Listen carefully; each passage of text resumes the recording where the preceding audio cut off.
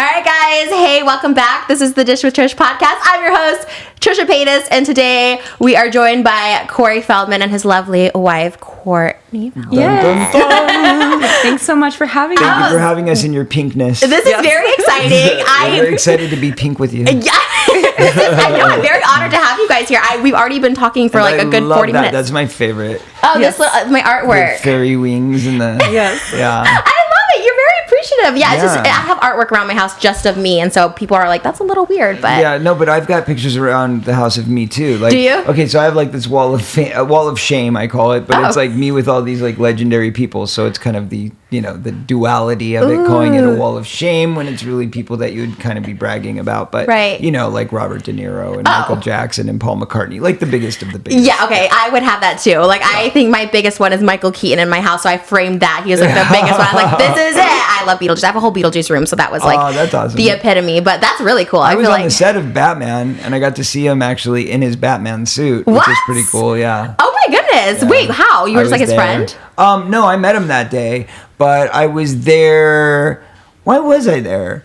I don't remember. Somebody was working on it, like, because I think it was, Tim Burton was directing that one, or was it Joel Schumacher? I don't know. But I mean, obviously I did the Joel Schumacher one, but Tim Burton did Michael Keaton. Tim Burton did Michael Keaton. Yeah, right? So I don't remember exactly why I was on the set, but I think I was shooting something myself on the same lot, and so I had heard that they were shooting the second Batman, and I was like, where? I need to go right now. And they just let and you I was on? actually there. Yeah, and I was there on they were doing like a scene where it was him and Catwoman fighting on the rooftops. Oh my god! So he was like on a rooftop, and it was a part where he literally goes, "I'm Batman," and I was like, "That is so cool!" How old were you? Were like a teenager in the 80s, right? Yeah, I mean, I was probably I don't know, 19. Yeah, that's crazy. So Corey Feldman. By the way, you might be my most like legit person so far I've had on the podcast. Probably. We started. No, I'm sorry. No, you are, because we started in October and we've had a lot of amazing people. I think we had one actor, David Lipper, who was really great, but like you. David Lipper is great. I love him. Great guy. He's amazing. Nice I've known him since I was 18 too. We were talking about people I've known him since I was like 18. Like I've known so many people. And you told me you know Corey Haim. When I was 18. That is an interesting story. Well, it's an interesting story, but I get in trouble because people call it exploitative when I talk about him, just in a nice way. It's not exploitative if you talk about a friendship.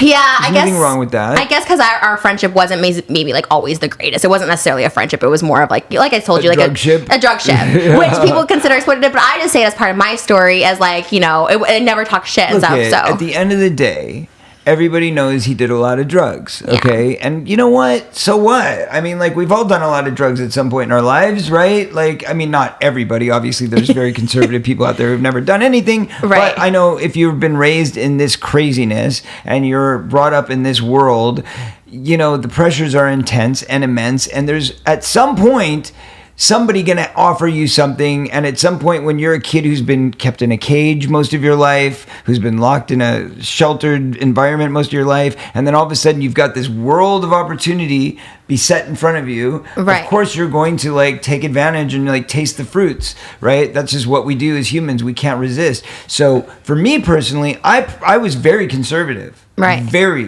conservative. I was raised like abused, and like tortured and abused in that way, and like a slave.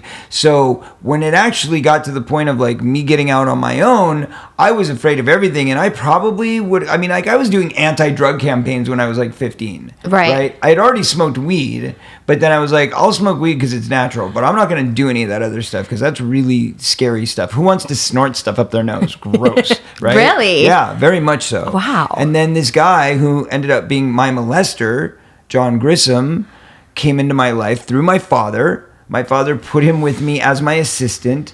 And then basically he started introducing me to everything. It was like, hey, it started with let's go get drunk, and like, hey, let's smoke a bunch of weed, and that's fine. And then one day we like went into my father's closet, and there was this briefcase, and he convinces me to like open up this briefcase. And I open up the briefcase, and it's literally like a gold mine of drugs. It was like everything you could ever imagine. Oh my God. There was like a big giant chunk of hash, and there was like a bag of sorted pills, and I would have never known what the hell they were. Right. But they weren't like the fun ones. They were like the crazy ones, like meth pills and like Quaaludes, which are Quaaludes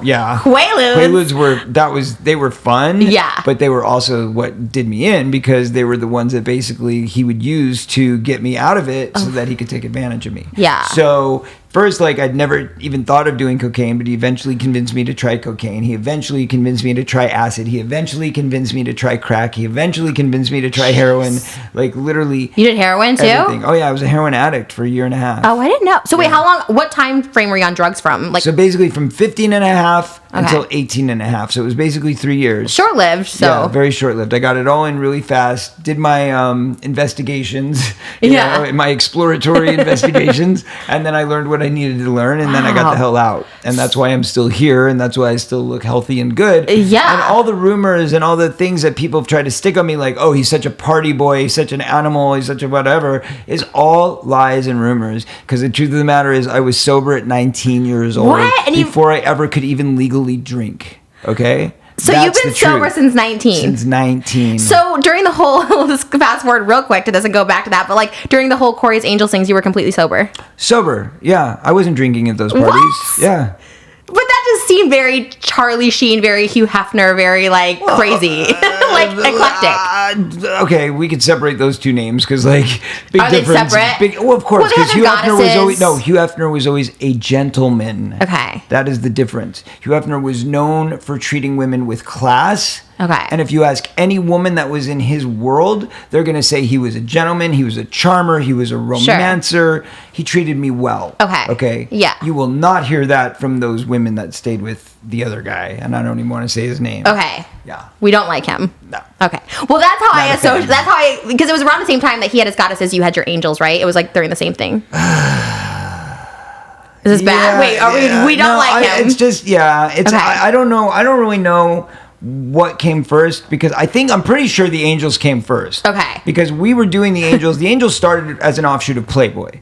That's how Right. that started. Because basically, I had been in several relationships, and my ex-wife cheated on me. And after my ex-wife cheated on me, my heart was broken, and I'd been through 18 relationships in a row, and all of them ended the same, which was them cheating on me. Really? And I was always a loyal, faithful guy. You were? I was a one-woman person. No actor is loyal. I've never met an actor that was loyal. No, he is. He's been like the most honest guy I've ever dated in my entire life. I've been cheated on and abused and treated like shit like my whole life. And he's like the only one that's treated me with respect and like dignity and all of that. I've always been a romance guy. I've always been a gentleman. Okay. That's the way I was taught.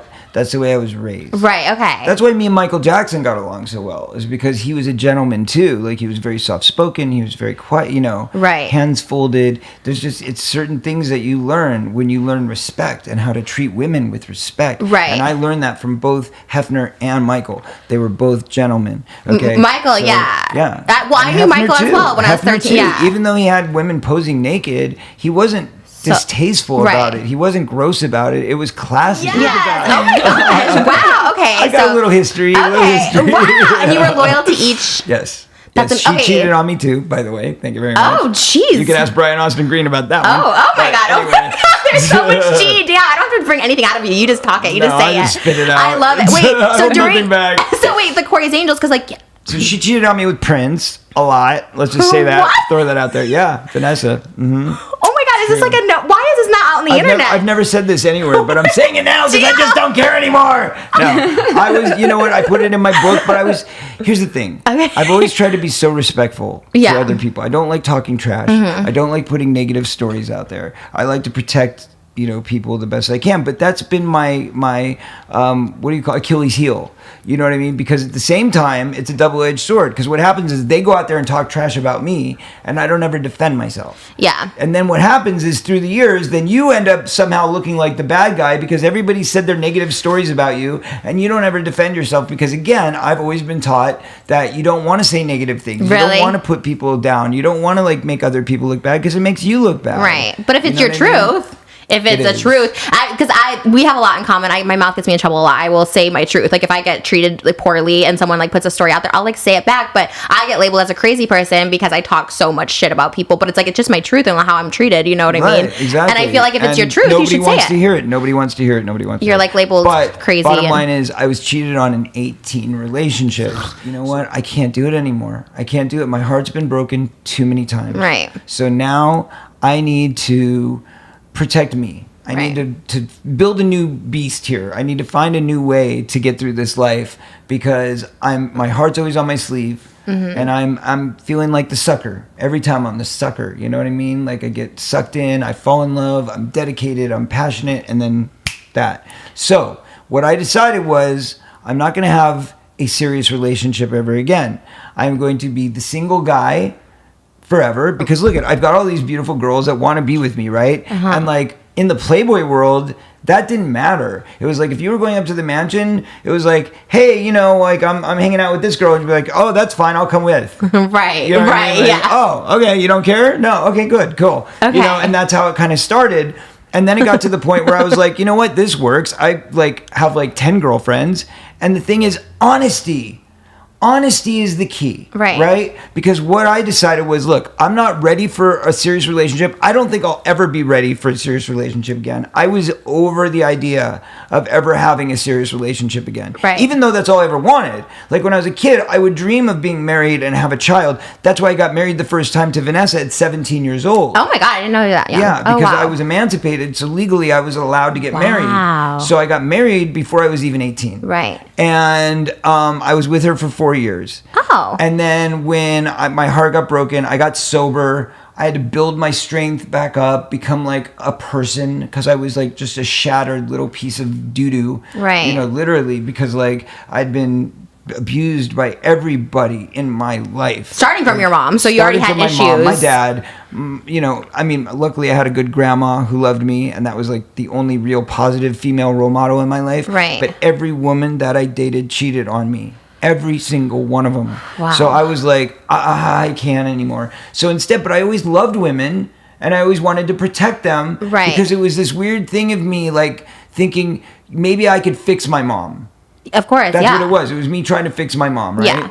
So what I would do is I was like, you know, I'll protect you, I'll help you. I was like Captain Save-A-Ho. I had a cape in the back. I would go to strip clubs, and I'd be like, you don't belong here. I can help you. I can stop this. Okay. I would get girls out of porn. I would get girls out of stripping. I would get girls out of Playboy. Okay. They all hated me except for Hef, because Hef like got it. Right. He knew that I like had a good heart, and that's why he let me stick around. Why were you trying to get them out? Because I didn't want them to think that they didn't have other options. Okay. You know, not saying like Playboy was different because it was like, okay, that can be a stepping stone, but it's a 1 in a million chance. Right. You know what I mean? Of like, course, yeah. Some girls do go on and get great opportunities, but a lot of them were failing. And it was really tragic to watch these girls like clawing over each other for what? To show yourself naked? Like, you can do that on your own. You don't need Playboy to do it. Back then it was probably harder though because there wasn't Instagram. There wasn't Instagram. And there so wasn't now you can be full Playboy if you want. Exactly. Yeah. Okay. But so you're times saving. were different. But the point is that I didn't want to see them getting their lives ruined because it was a progressive thing. Right. It would start with stripping or Playboy or, you know, just photos, and then it would go into porn, and then it would go into prostitution, and then next thing you know, they're a crackhead prostitute, and they're getting beat up, and you know what I mean? It just got worse and worse and worse. Oh and shit! worse. So you're like going in there and you're like, hey, come. So that's how you're getting the like, angels. You're like, come be with me. You're too smart. You can do better than this. Wow. Well, the angels wasn't always girls that were like that. Okay. It was a lot of times girls that were just talented, that were beautiful, where I'd go like, you're really smart and talented, and you're waiting in line to get a shot at Playboy. Why not focus on your other attributes? Why not use your creative side? Why not use your, you know, you've got a great voice. Let's produce you. Let's but did they have to be sexy? Because I feel like all your angels were sexy, and they had to have good bodies. Well, because what I was doing was I was taking the idea of what Playboy was doing and saying, okay, we're going to use your assets. We're going to use the fact that sex sells because everybody like thinks sexy, right? So we're going to stay in that ballpark. We're going to use a girl that has got all of that, you know, like Were you an angel? Yeah, she was the first angel. Sure. You were the first angel. And how did that work though? Did you apply? Did you find her? Were you found in a strip club? I'll tell you. Okay. No, but I'll tell you. No shame. I was a stripper. I was an escort. I'm just saying that's not where that's not where I found her. I found her at the Playboy Mansion. So that's how it all ties in. Yeah, we met at the Playboy Mansion. 2011. Yeah. Oh, you did? Yeah. Okay. Were so you? she had been modeling for Playboy at the time. Okay. What year is this? Like 2012. I think the issues came out in 2011. So yeah. So how long have you guys been together? 9 years? Yeah. About that. Yes.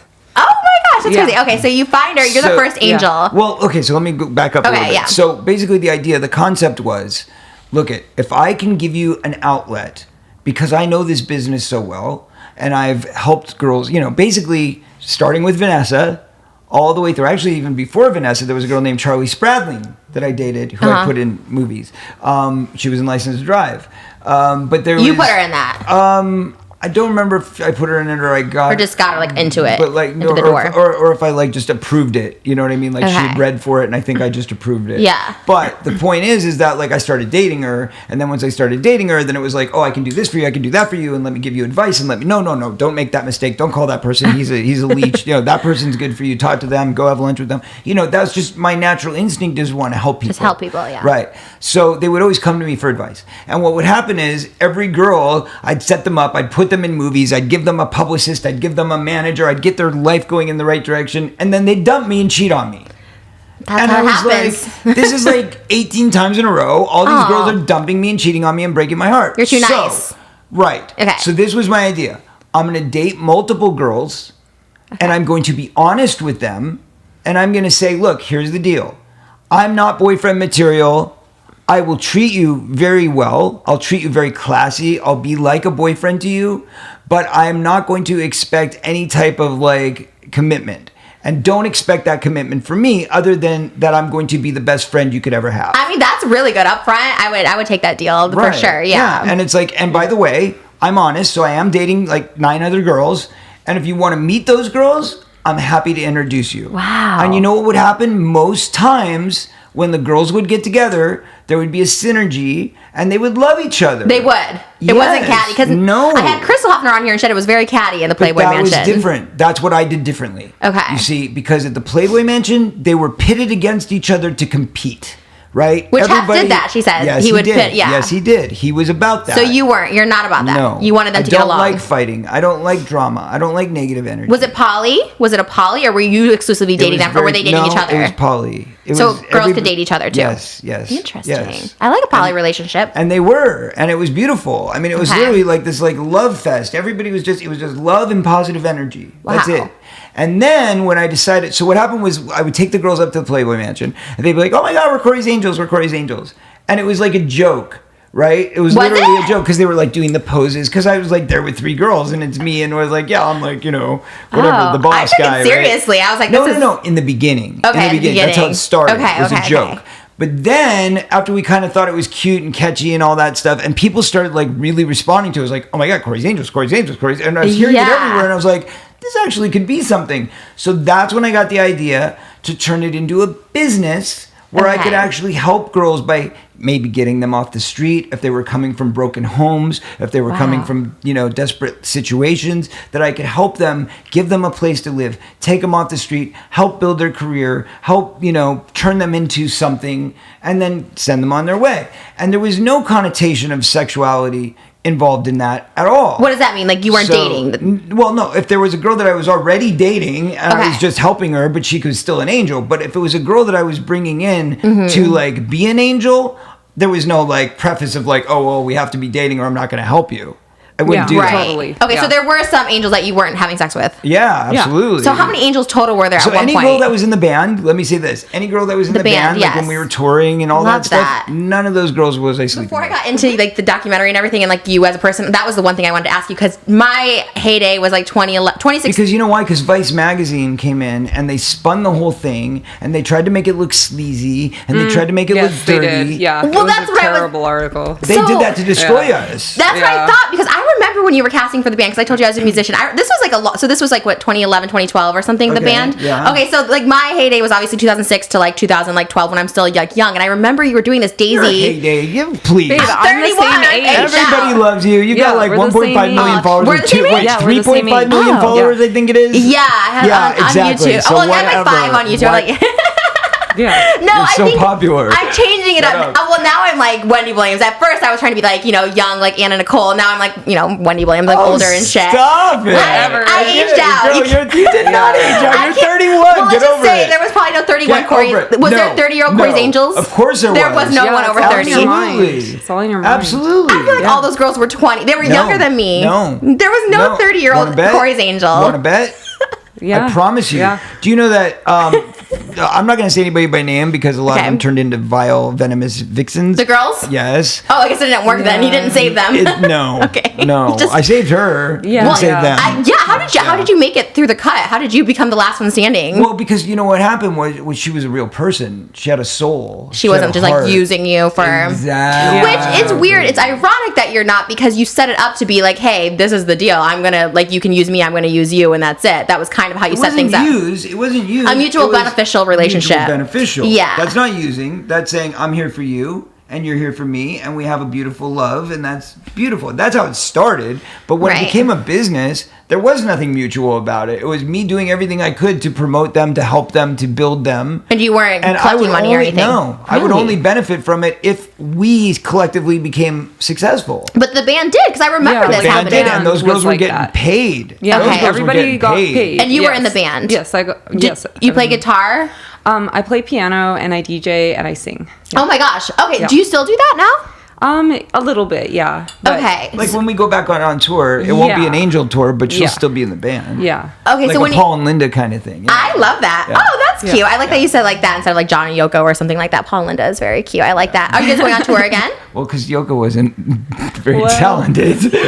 I mean, God bless her. She's an amazing woman, but John always put her in stuff though. He really, know. you know. Well, she's God talented bless in him. other ways of like she's an artist. Oh, she's and an all artist, that sort of absolutely. thing. Right. And she was like a personality that people She liked. didn't musically have. Got it. Oh, so okay. I see what you're saying. Do you guys make music together? Yeah. And is it out on iTunes? Is it out on YouTube anywhere? I haven't seen Go that. for it. She's singing the lead vocal. Yeah, on. I'm Go singing for on it. Go For It. I was on the my Today God. Show. Oh. And duh, Yeah. that's her. Like, Yeah. And who writes these songs? I do. You write. Yeah. So I did not know all this either. God, I literally spent, I'm not kidding, I spent 48 hours just researching everything Oh my about you, and God, I I'm haven't sorry. seen this. No, I started with that movie that you said you don't endorse anymore, was The Tale of Two Corys, which totally right away made me like your biggest fan, because I felt so, from the beginning, like, it made me feel so bad for you, like at school and stuff. It's Like, not that I don't endorse it. It's just that it's not a clear, accurate picture of what was really going on. they made you look great. You looked like an angel. I thought Corey Haim looked more not so great in the movie because they made him look like the addict, and you're trying to help him, and he's like, wait, what about me? And I felt like, I mean, I was an addict too for 3 years, and if I hadn't gotten my life together thanks to the people at Cry Help, you know, which is a hardcore Cry Help, it's called? rehab, where it's like never heard of basically that. like, it's like prison. Okay, it's like, you know, you're there with like gang members and like it's hardcore. Right. And it was like 5 dudes in a room, no air conditioning, bunk beds. I mean, like a prison, you know. Right. So it was pretty hardcore. But the thing is, the gates are open, so you can walk out at any time. Oh. So I could have left, but if I would have left, I would have gotten a bench warrant, and I would have been right back in jail. So, So when I got sober, Got it. I like came out sober, like ready to start my life at 19 years old, and find out that, you know, she'd been cheating on me while I was in rehab, and I was just like, oh God, how do Really? you find out back then when someone's cheating on you? There's no social media, so like, how do you know?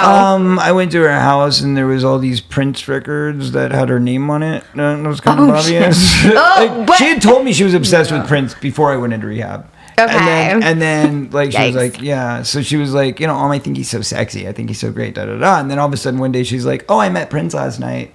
And I was like, oh, that's nice. Where'd you meet him? And she's like, oh, I was at a club and da da da. Oh, yeah. And then like fast forward 3 months later, and I find this 12-inch record called Get Off. Oh. Which actually said on the cover, last night I collected jizz from Vanessa, and we were playing strip pool in my house and all this stuff, and it's like all in backwards writing, and you have to read it in the mirror. What? And I was just like, I was home alone. I know. That was me. I turned into Macaulay Culkin real fast. Wait, who do you think was the bigger child star? You or Macaulay Culkin? Oh my God, he was. Of You course, think? Because absolutely. I did not realize. Again, I realized it until I watched this movie. Like all the movies you did, like I forgot you were in Gremlins. Like I was like, oh my Yeah, God, like you're in that's all the true. like Stand by Me, Gremlins, like Goonies, like all of that was. It's like But insane. I started much younger, right? So I was doing stuff. I was working, I think, more than Macaulay did, because I did 100 commercials before I was 10 years old. I feel like you've done more movies than him. 2 TV series. Right.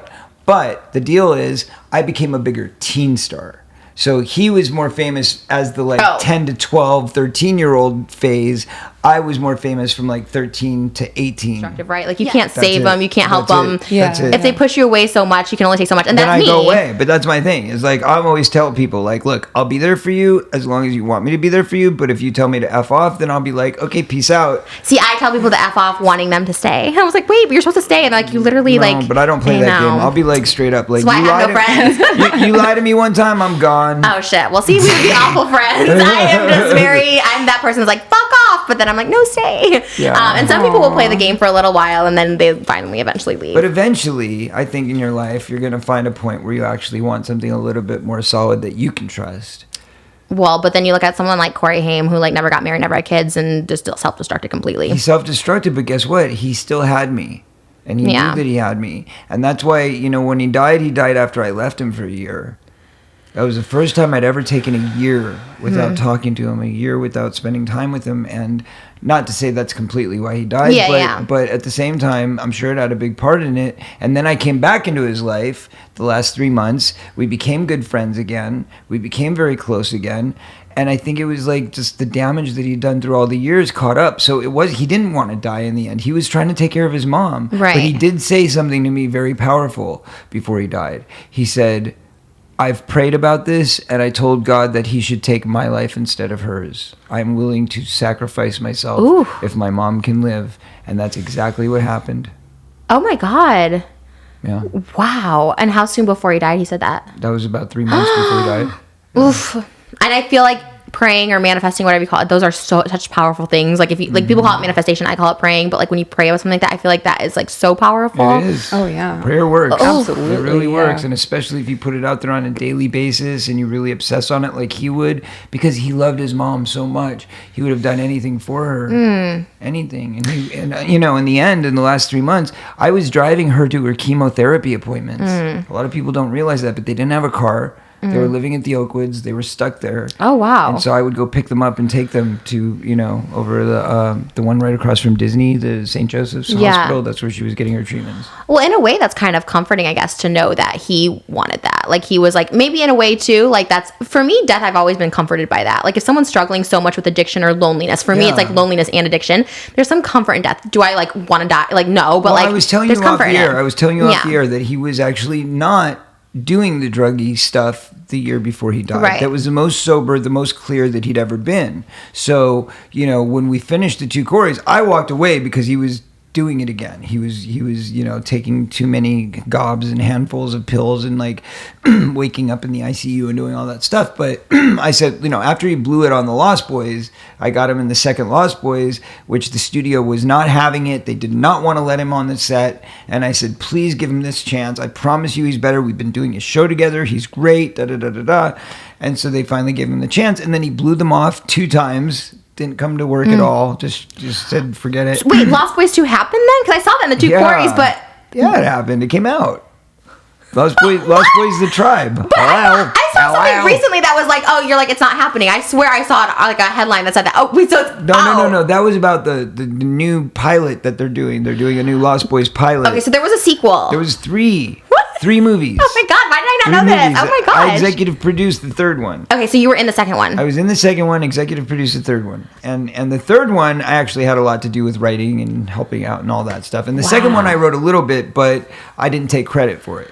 So I was very involved with all of them, and I was the reason why he got back in the second one. And then he flaked a couple times on the shoot, and then basically the producers from the 2 Coreys were like, come on, you've got to get him back in. You got it one more time, please. And I'm like, they're not going to do it. They're so pissed. Right. He blew them off twice. And then they were like, just please give it one more shot. So I go back into the producers and I asked him one more time. And they were like, okay, if we can do it in a pickup day in LA, since he's going to be in LA, because the other thing was that he was only going to be able to do it in Canada. And we were shooting the second one in Canada. We shot the first season of the 2 Coreys in Canada. Why? Most people don't know that because he couldn't get into the States. So I had to write a letter to UCIS to get him to be able to come back into the States. So I had to write a letter to the judge, and I had to write a letter to the government saying, he's totally trustworthy because he had hit a kid. I'm sorry, not a kid. He hit a bus full of children while he was ODing one day and nodding out in a car,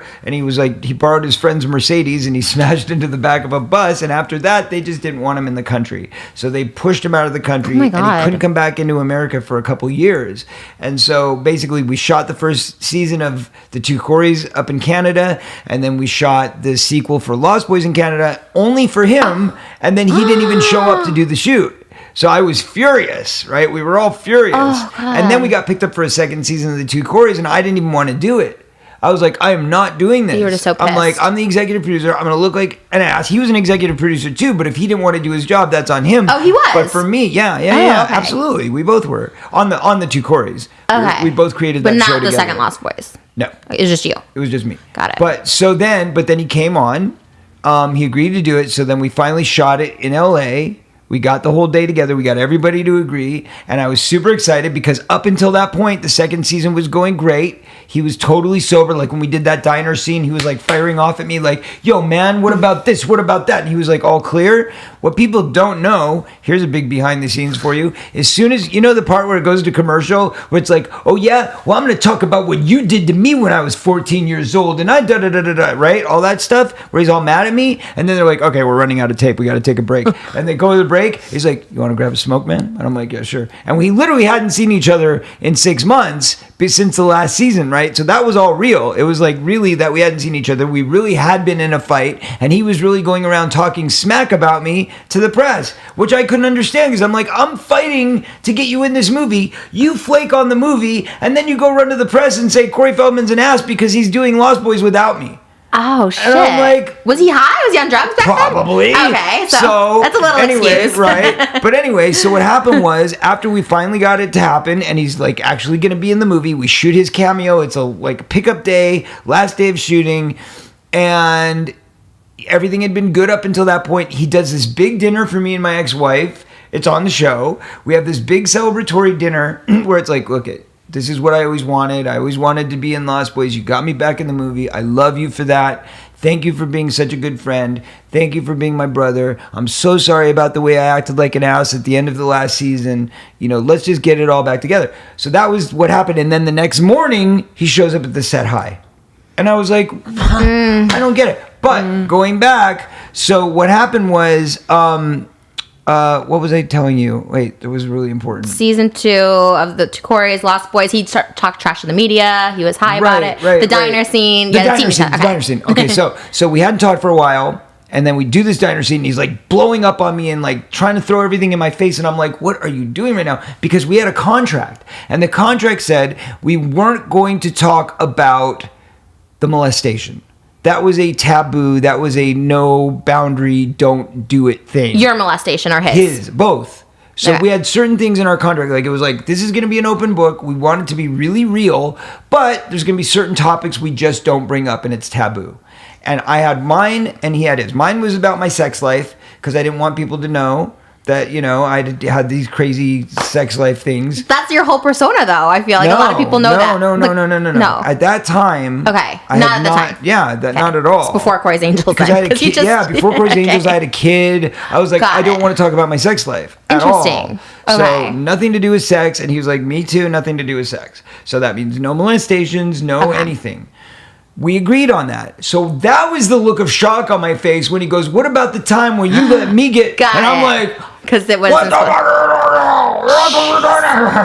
real, because that was in the Tale of Two Coreys. They were talking about that, and you're like... And he brought that up. Right. He's like, you let it happen. Right. And you're like, I was being molested too. And he's like, yeah. Exactly. But here's the truth of the matter. The truth of the matter is, once they cut to cameras and they said, okay, we're taking 5. He goes, you want to go grab a smoke? And I'm like, all right. So we walk outside, and he gives me the biggest hug, and he whispers into my ear, I love you, man. You know I love you. You're my brother forever. You know that. Nobody else will ever be my brother. You're my brother. And I was like, I don't know. I mean, he's got a little brother, half brother named Daniel. Yeah. But he didn't get to see him very often, and he loved him very much, very, very much.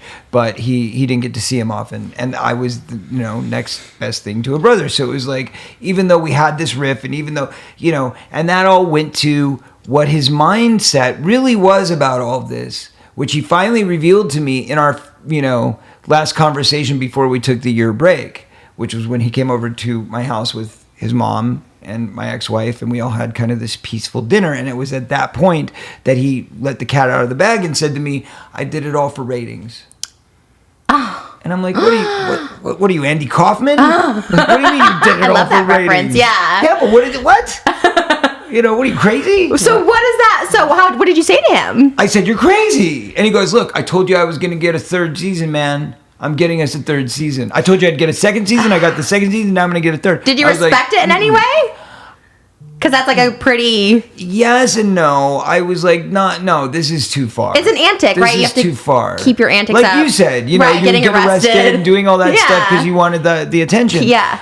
You weren't about it. No. Maybe because of the point you were at. You were married, you had a kid. Like, it was a different point. I was never that way, though. No? I was never an attention whore. That was just not me. I was always the shy one. I always wanted to kind of stay in the corner. But see, now I feel like since the surreal life, it's all been very much your attention based, your career. Not that you necessarily want it, but it's just that they want to write about me. But that doesn't mean that I want the attention. So with Corey's Angels, the whole idea was to give the girls the attention, not me. But it still was on you. It was on me because it was my name on the banner and it was whatever. But again, how do I make it meaningful for me? Well, I'm going to put my music into it. Okay. So because nobody's ever had a hot girl band where they actually can play instruments. You gotta do that and they're again. actually talented. I know, wasn't it the best? That's oh my so God, smart. I It loved really was. And it's like you said, actually talented girls that are like, there's like the girls point. from MI and they're like really like the guitarist is like a shredder and like she was drummer. brilliant. Oh my God, you guys gotta do that again. Yeah, well, you're over it. I'm tired of being screwed over. Yeah, I know, right? That happens. It broke our hearts. Yeah. It really did. So stay Paul and Linda, you guys are in love and loyal to each other, so There you nothing go. will happen. That's right. All right, so let's transition from that. So I was talking about Corey, so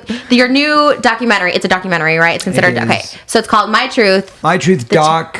It's called My Truth, The Rape of Two Corys. The Rape of Two Corys. That's very intense for a title. Very real, very upfront. But it's not about your rape, it's about Corey Haim's rape, because you were never. Both of us. You were raped. I was molested. Okay. I was molested, and you can consider molestation a rape. Yeah, because for it's sure. Obviously, I mean, he was doing it when I was in bed sleeping, and, he would creep up on me in the middle of the night. So that's pretty much a rape, whether it's an insertion into the anal cavity or not, really doesn't matter at that point. It's still raping. But that's not even what my reference is. My reference is his rape and my emotional rape. Because basically the fact that he told me this secret when he was 14 years old, the first day that we met, and I have had to hold on to that secret for 35 years. So he never talked about this while he was alive. Never talked about it. He was so scared to talk about it, and he made me promise him to never say a word. So I never said a word for 35 years. And then the year before he died, that's when he came over that night and he said, "Actually, I may not be around long." And I'm like, "What?" And he's like, "Yeah, I have a feeling like I'm going to be dead within the next year. And if that happens, I want you to get my story out." Okay. And I was like, "That's not my job. No, you do that yourself. I'm writing my own book. You write your own book. Let's just both write our books and just leave it at that." And he was like, "I can't do it, man. I'm too afraid." What was he afraid of? Just being murdered. And you're not afraid of this at all? They've already tried a couple times. Yeah. We're terrified. I was crying on the way up here because I was just like, I'm worried if I'm gonna lose him. Like I don't. Right.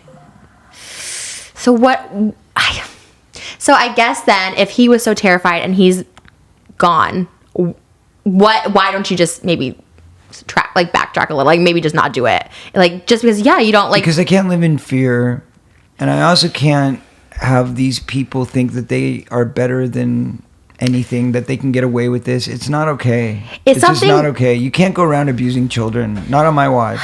It just something feels like I get a sick feeling. Like I'm looking at you now, like Courtney right now, and she's just like so emotional, and I get the sick feeling too that like something bad will happen, and like I just feel like I get it telling the story, but at the same time, it's like I don't know. Maybe don't go so full. I don't know. I'm scared for you because this comes out March 9th. It comes out. It's done. It's going to be out. It's and done. once it's out, there's no taking this back. Here's what I believe. Okay. Here's what I believe. First of all, they've already made 2 attempts on my life. I've had death threats on a daily basis for years. Okay. Okay.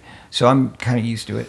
But she's not, and you have your wife and your child. And my child, right? Absolutely. Well, we've been through it like all pretty much together. But it's about the greater good.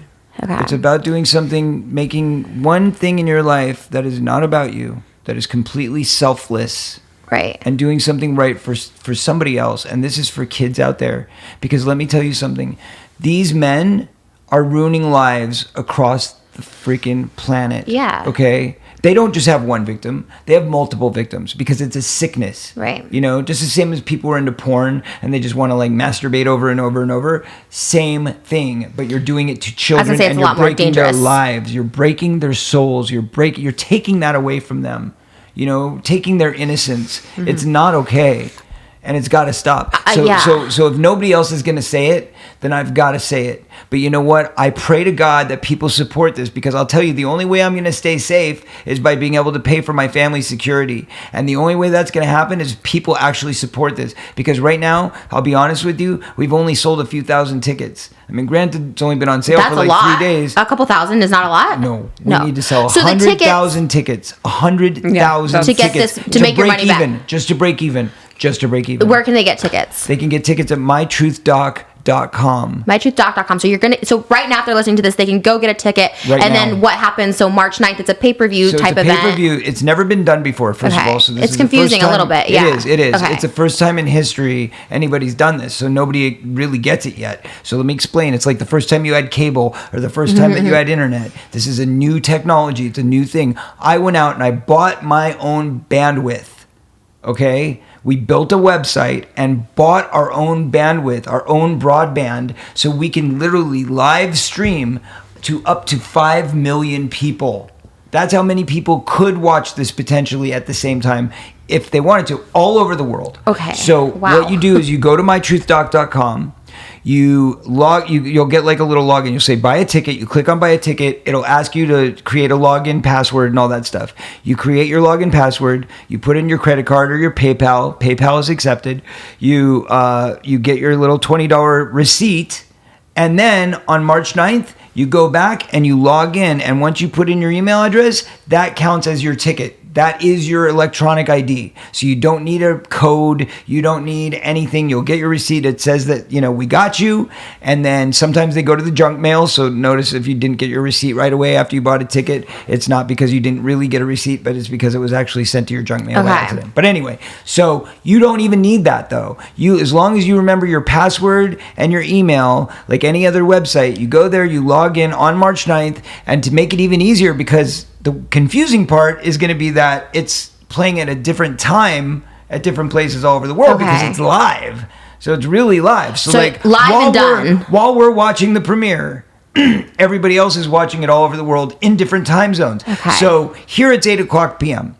In New York, it'll be 11 o'clock p.m. Okay. In London, it'll be 4 o'clock in the morning. Oh. See what I'm saying? So it's literally different times everywhere. But the way people can figure it out is on the website, there's a ticking time, a clock counter that goes backwards, and it's going like days, weeks, hours, seconds. So it's counting down until the moment that it starts for everybody. Okay. And on top of it, there's also a world clock that you can click on so that you can see the different time zones for every part of the world. So you can look up, be like, where am I? Oh, my time zone is here. So it's like, say, 4 o'clock here right now. What time is it in LA? So if it's 8 o'clock in LA, it will be what time in my area? So we've made it very simple so that people can really follow this. Right. You don't have to be a rocket scientist. You don't have to be a genius. No, it seems simple, you gotta have a basic peanut in there and you'll be all right. But why not have it for like downloads and make more money? Like I watched 2 Corys. I paid $10 to watch that yesterday. And so I'm sure a lot of other people, why don't you just do something like that where people can... Maybe one day we will, but I couldn't afford it. Okay. Because you have to understand that you have to get it insured. And the only way you can get something this heavy and this serious insured is for a very, very, very big price tag. And so we knew that we wanted everybody to find out at the same time. So doing it through cable or doing it through a theater, doing it as a regular theatrical release, you know, people are going to find out here and there, and there's going to be pre-screenings and press screenings, and then everybody has a chance to get in there and twist their perception and twist the story. We don't want that. The story's been so twisted and so confusing through the years. I want to lay out all the information so that people can watch it and then make their own decisions. You know, decide for yourself after you see what we have to say. But please watch it so you can at least decide and determine. And then afterwards, you know what's going to happen. The next morning, it's going to be all over the news. Once the cat's out of the bag and we say who these names are, people are going to be talking about it everywhere. Are you prepared for that? I am prepared for that. And that's why we have security. Yeah, no, he's going around the perimeter. I was like, oh my gosh, like what's happening out there? I love it though. It makes me feel scared. Armed security. You have to have them everywhere I go. So after this comes out, so the big draw, I guess, is you're naming names again, because you've always named names. Like you've always talked about people that listened to you. So now you're naming these names of people who like raped you and Corey, and it's like new names. It's a whole new batch of people. Well, I've always said there were 6 names. Okay, so Dr. Oz basically got clearance to say the first 2. Right. I said one of them because he was already an arrested pedophile who's already been through the system. Once they've been arrested, once they've been put into the system, then it's legally allowed to say their name, because you can say this person is a criminal. Right. They were arrested for this. They They're went convicted. to jail for this. They're convicted. So Marty Weiss is already a convicted pedophile, and he's still on Twitter, still managing kids in this business. What? Yes. And he goes out there and talks crap about me. And he's been working with somebody you know. Someone I know? Well, someone we both know. Really? Yeah. That's so scary. The person we were talking about before? Yeah. Oh, what? Yeah. Condoning it. What? Yes. Yes. Stop it. I swear to God. Because this is, Marty Weiss specifically was in that Tale of Two Corys, and I looked him up right after. I'm like, who's this guy? Like, I just thought for sure, well, why wasn't he in jail after that? Not just in jail. He is still out there managing kids in this business. How is They're that giving him possible? possible chances and breaks and opportunities. It's crazy. So there's that. Then there's John Grissom, who Dr. Oz's lawyers vetted out and found out that he's also been arrested for pedophilia. And he's talking crap about you still on Twitter, right? Yes, exactly. This is crazy. Okay, so how's like Harvey Weinstein gone down, but all these people who have done it to kids, which is like, I think a little worse. Like, how is that? How are they not going? And that's why my movement is called Kids Too, right? Because it's like, yes, I'm glad that there's some peace and resolution for these women who have been abused, right? But why are the children still being ignored? And why are they still working with children? How's that possible? Exactly. Like, because I know he did like Nickelodeon shows and stuff like that, and it's like, how is that? So you know what I'm doing now? I've started a new committee, a subcommittee at SAG. I've got 4 committee commitments now at SAG. So I'm in the sexual harassment and sexual assault channel, where basically we're there to get like sex workers who are going to like actually work with people who are doing sex scenes on the sets to make sure that things are done politely and respectfully, so it's not out of bounds, and you know, making sure that there's a reporting system and like all these new kind of rules and regulations we're putting in to protect the actresses and the actors who are on the sets doing intimate scenes. So there's that. But then there's also this new subcommittee I'm trying to create just for the kids called Kids Too, where we are actually going through all the rules and the laws in the SAG Children's Players Handbook, which is the bylaws, and I'm basically trying to create new regulations, such as a child should never be on a set or in any work environment without their legal parent or guardian, period. Yeah. Should not be alone with a publicist, manager, assistant, and agent. you were alone with like... Oh, yeah, we all were. All the time. I always thought that was that's a law. That's how it happens. Okay. No. So you're now becoming like this...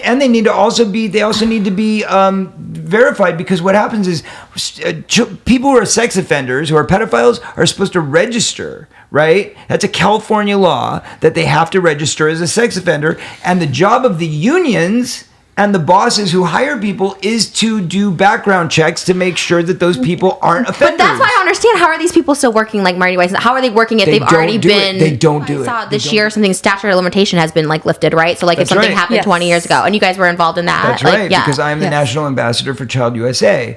So I actually was one of the people that was like writing letters to Governor Newsom saying, please, we got to do this. But first we did it in New York. So we passed a law last year in New York called the CVA, the Child Victims Act, and that is literally the reason that led to the indictments of R. Kelly and Jeff Epstein.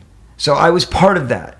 Wow. And then after we got it passed in New York, we moved it on and we got it past the same basic law in California, but it pushed back the statute of limitations in California to 45, and it also created a 3-year look-back window. So if you or anybody else was sexually assaulted before the year of 2017, for the first time in history, those cases can be brought forward. Wow. That's First time in amazing. history. Yeah, That's amazing because it huge. takes, even for me, it takes like 10 years for me to finally be like, oh, I should have said something. And then by the time you're like comfortable with it, That's like, right. it does. So I think that alone, I just found that out today or this morning that you did that. And I was like, that's the most amazing thing I feel like you've accomplished. That's like Thank you. huge. That's a big Yeah. thing because a lot of victims don't want to come forward until, never. Look at Corey Haim, like never wanting to come forward with it, because Right. people are scared. And now I feel Right. like even for you, like you just have recently talked about this in like the past, decade or something, you've been talking about it. But I feel like when you were on Surreal Life, you weren't so open No about this way. kind of stuff. I So wasn't that's talking why. about it at all. Yeah. So you kind of change. You're more like activist now because you don't. Would you consider yourself? Because here's the thing: you do all this stuff, but but you're not getting compensated for any of this, right? You're No. just doing it just to do it. Nothing. So that's so crazy. No, so and all these people want to say, "Oh yeah, he's just doing this to make money," and that's the other side. The other side, Yeah. the wolf pack, and those people keep spinning these stories But online, yeah. saying, "Oh, he's just an opportunist. He's just doing this for himself. He's just doing this to make money." First of all, I had to spend $2 million out of my own pocket, and I didn't have $2 million. Okay, I had to take a loan out for $1 million, so my ass is on the line 100% with this Shit. thing. And guess what? If this movie doesn't work and it doesn't make money, my family won't be secured, and you're probably right, I'll end up dead. Because if I can't pay for my armed security anymore, that's it. That's all we got. what about acting? Are you done with that now? No. Because do you ever obviously you did all the biggest movies of the 80s, and so now are you like? Well, I still do movies every year. I know, but do you ever want to get back hardcore into it? Because you can't have the possibly have the time if you're doing all this stuff. This last 3 years, I've literally Dedicated to had this. nothing else. It's literally been just focused on this. I've done a few cameos here and there. Of course, yeah. A day here, a day there. But I mean, to really focus on a movie where I'm going to dive in and become a character and all that. The last one I did was Corbin Nash. Right. And that was with Malcolm McDowell and Rutger Hauer. And it was like this great dramatic piece. And I really enjoyed it because I got to play a tranny and it was so much fun. Yeah. And it was like, Would you get back into it though? I would love it, but I've got to have the dedication and the time. Which you don't have right now. now, I have been working on music. I have a new single out right now, which is dedicated to Corey. Oh. And it's called You Are Free. And it's going to be Oh. the title track of the film. It plays at the end of the movie on the credits. Oh, wow. So we just released that 2 days ago, so you should definitely check that out. Did you do a 'cause video it's for really it or cool. anything? No, Not we're yet? actually doing a make your own video contest. Oh, that's amazing. So we've got fans out there right now creating new videos for the song, so they can download the song on iTunes. They go make their own video, and then next week we're going to put up the top 5 videos, and people are going to choose whatever their favorite video is, and the one that wins is going to be put on the front of my mytruthdoc.com website, as well as the CoreyFeldman.net website, as well as the front of my YouTube page. And most importantly, it is going to be played, and we're hopefully going to stream it the night of the event. If not, it'll at least be played at the event and the after Right. party. And we are going to give 2 tickets to whoever does it to the premiere, so they get to Wow. come to the premiere and be there with us in person. Well, you're very trusting to give out your premiere address with all this other stuff I ain't happening. giving out the address. They'll Well, get to it the winner, though. privately in an email. Oh, but yeah, what yeah, if the yeah. winner? I'm a paranoid Yeah, person. Like, I what if the know. winner is trying to get you? You know what I mean? I'll have my security go Okay. pick them up. Frisk them down. Exactly. This is so much. This is all a lot. Like, it's crazy to see you, like, in a good way. But also, my preconceived notion of you was just like, I see you on interviews and you're very over the top. When you said you were sober, I was like, I'm shook because I'm like, this is very like over the top, and I love it. Your energy is like, But you can feel it, right, when somebody's sober. You know when they're clear. You know when they're concise. Yeah. I mean, if somebody wasn't sober, they'd be like, oh, you have a sketchy. controlled chaos to you. No, but you have like a lot of, you're have chaotic energy in a good way. Like I consider myself to chaotic energy. It's very a lot. It's a good. Yeah. It's overwhelming. It's You can come into a powerful. room and it's just like there's so much happening. I'm like looking at you now and it feels fake. It feels like I'm high. It Like it does? almost does. Oh my Yeah. God. Because this is so surreal because it's like, okay, I know you from being like this big star, right? And then obviously reality star, and then all of a sudden now you're like an activist who's like changing laws. I'm like, it just feels different, it feels like in a good way. It's just a lot. You have a Yeah. very powerful energy, and it's like Thank you. interesting to hear all of this. And I'm I'm still here to change the world in a positive way. I know it's amazing, Yeah. and hopefully, so with this documentary, you name names. Do you think these people are still actively doing this stuff? Absolutely. The thing about pedophilia is it's a disease. So it's not something that you just do once. It's something that's an addiction. So they just and need to you be. can't stop it. So they need these to go to people- prison, Of course. just like Harvey Weinstein Of and all that. course. Absolutely. And it probably will. I mean, look at Harvey Weinstein. I mean, that took a lot of years, but he's right. He's And going the to. thing is, one of the people that I'm naming isn't even full-time pedophile. Like, he's abused lots of people. Really? Yeah. Holy shit. And these are mainstream names that people will recognize? At least one of them. Holy shit. Yeah. I mean, so now it's going to open up an investigation. Basically, you'll name these names. It'll open up some sort of investigation. What I pray for Yeah. is that other victims find the strength to come forward. Other victims of the same abusers. Because once we put the names out there, all it takes, as we saw with Harvey Weinstein, which, thank God, was just arrested and put into jail yesterday. Yes. I'm hoping to see Yeah. the same thing, that once we say the name out loud, it gives people the strength They'll and come the courage to go, okay, now it's out there. It always does. Now I can do it. So what I'm hoping is there is a floodgate opened, because I know there is a long list of people that have been abused by this person. So I'm really hoping they find the courage to come forward, to speak their truth, and then there's an indictment created and this person goes to jail. But I'm also hoping all of them go to jail, because out of the 6 names we're naming, there's only one that's dead. All the rest of them are alive and thriving. I feel like I know exactly who the mainstream was, and we won't say it, but I know exactly, like, when you're saying this, it's like giving me chills, because I just know so many people that have, like, been guys, girls, like, trans, everything. So that's why I was like, oh, like, when you're saying this, it's like giving me chills. Okay, so that's why, and this is so weird, it just hit me when you were saying that, and I'm just like, holy shit. I know so many people who have stories that just don't say it because it's like... Because they're so scared. Because this person is so crazy and known for being so crazy. Shit. I would be scared. I'm scared for you. I'm scared. I don't even, like, oh my God, no, I don't want to say anything. That's crazy. No, so you know what? You know how you can best help me to protect my family? Yeah. Is please encourage people to buy the tickets. This is my one chance. MyTruthDoc.com for tickets. That's right. March 9th. You can get tickets now.